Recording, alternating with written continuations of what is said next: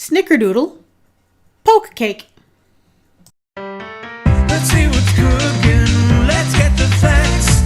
Let's see what's cooking. It's time for Yo-Yo Max 12.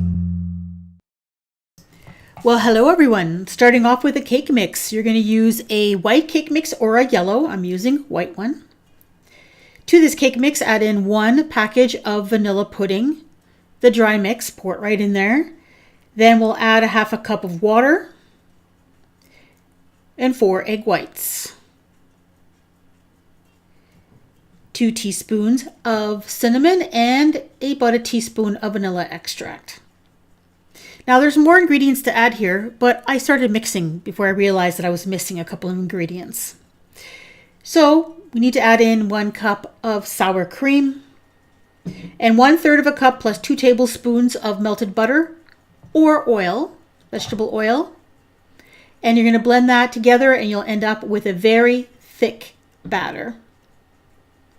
This is going to get poured into a 9 by 13 inch baking dish that's been greased, and you need to smooth it out fairly well because this is not a self-leveling cake. So make sure the top is smooth, and then you're going to bake it until a toothpick inserted in the center comes out clean, and then let it cool completely. Now the next step is this layer of pudding. So that is 1 package of vanilla pudding. You're going to add to that 2 cups of milk. And then I realized I ran out, so I'm showing you a quick little demo on how to use a milk bag here. So you'll add in your 2 cups of milk and just give that a stir until it starts to thicken up a little bit. Now this is called a poke cake for a reason, so go ahead and poke your cake with a wooden spoon. Put lots of holes in there and then pour that vanilla pudding on top. Then just spread it around with a spatula, trying to make sure you get into all those little holes that you poked in there. And then put this in the refrigerator and let it cool until that pudding is completely set. Now we're going to make the final layer, the frosting. That's 4 cups of powdered sugar, a teaspoon of vanilla extract, and a teaspoon of cinnamon. Then we're going to add 1/2 cup of butter and 1/2 cup of heavy whipping cream. And then you're just going to blend this together until you get to a frosting consistency, something nice and fluffy.